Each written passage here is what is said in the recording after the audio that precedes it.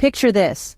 You're in the middle of a crucial meeting when suddenly your stomach cramps up like there's a wrestling match going on in there. Yes, we're talking about the uninvited monthly visitor, menstruation. You know, that time of the month when your body decides it's a great idea to throw a party, but forgets to invite anyone except for pain, bloating, and an insatiable craving for chocolate. Oh, and let's not forget the mood swings, turning you from a calm, composed woman into a weepy, irritable mess in the blink of an eye. Sound familiar? It's called premenstrual syndrome, or PMS for short. But what if I told you there's a monster way worse than your regular PMS? It's like PMS's evil twin that not only crashes the party but kicks over the snack table and sets the couch on fire. Meet the premenstrual dysmorphic disorder, or PMDD. Mind-blowing, right? Scene script. Meet Jane. Jane is not your average woman. She battles a monster every month, and it's not just PMS, it's PMDD. Now you might be thinking, what's PMDD? Well, let's take a walk in Jane's shoes. Every month, about a week or two before her period, Jane starts to feel different. She becomes irritable, her energy levels plummet, and she finds herself battling extreme mood swings. This isn't your typical premenstrual syndrome or PMS. Oh no, this is far more intense. This, my friends, is premenstrual dysphoric disorder, or PMDD. PMS might have you feeling a bit moody, a little bloated, and perhaps craving certain foods. But for Jane and others with PMDD, these symptoms are amplified to an extreme degree. They don't just feel a little off. They feel as if they're on an emotional roller coaster that they didn't sign up for. It's like PMS. But imagine PMS after drinking 5 cups of coffee and running a marathon. It's an exhausting, frustrating, and often misunderstood condition. Jane's life is significantly impacted by PMDD. Her relationships strain under the weight of her mood swings, her work suffers due to lack of concentration, and her overall quality of life diminishes. It's not something she can just shake off. She can't simply power through it. It's not a matter of willpower, it's a medical condition that requires understanding and treatment. You see, PMDD is more than just bad PMS. It's a serious, debilitating condition that affects up to 5 to 10% of women. It's not just about feeling a bit off for a few days a month. It's about living with a condition that can make every menstrual cycle a battle. PMDD is still not fully understood, and many women suffer in silence, often misdiagnosed or dismissed. But Jane, like many others, is fighting back. She's learning about her condition, seeking help, and finding ways to cope. So, if you thought PMS was the villain, PMDD is the supervillain. But every supervillain has a weakness, right? Jane, like any other superhero, found her superpower, and it was in the most unexpected place, her menstrual cycle. Yes, you heard it right.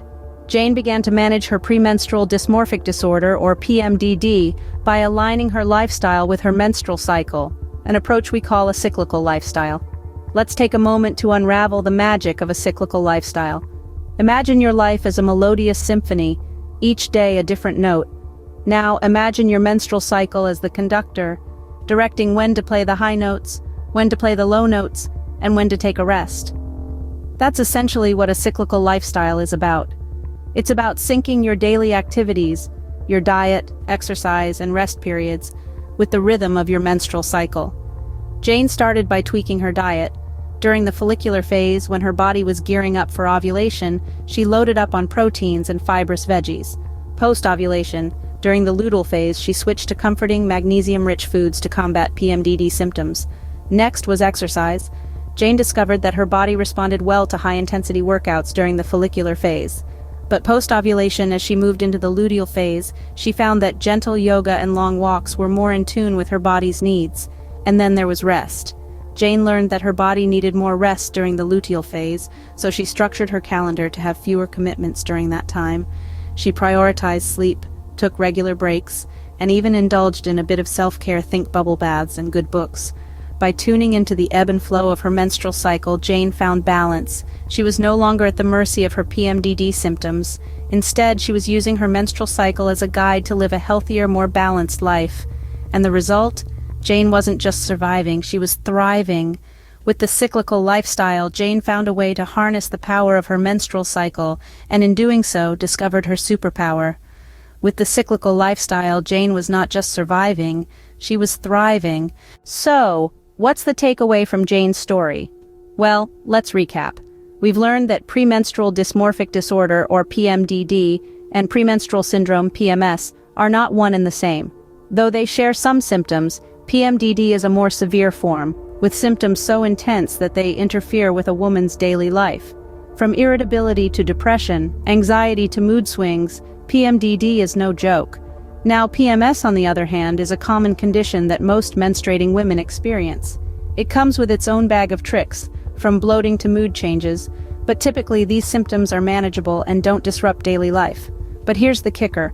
Both PMDD and PMS are intrinsically linked to our menstrual cycles, and that's where the magic happens. By understanding our menstrual cycles, we can harness its power to create a cyclical lifestyle. What does that mean? Well, it's all about tuning into your body and its natural rhythms. It's about recognizing that our energy levels, mood, and productivity aren't constant, but ebb and flow with our cycles. And rather than fighting against these changes, we can work with them. For instance, during the first half of your cycle, when energy levels are typically high, it's a great time to tackle challenging tasks, be it at work or at home. Then, as your cycle progresses and energy levels dip, it's time to turn inward, rest, and rejuvenate. But here's the most important part. If you suspect you have PMDD, don't be a silent sufferer. Reach out, seek help, talk to a healthcare professional, and remember, you're not alone. There are plenty of resources and support groups out there. So, to wrap it up, your menstrual cycle doesn't have to be a burden. By understanding the intricacies of PMDD and PMS, and by embracing a cyclical lifestyle, you can transform your menstrual cycle into a tool for personal growth and well-being. Remember, your menstrual cycle isn't a curse. It's a part of you, and by working with it, not against it, you can turn it into your superpower.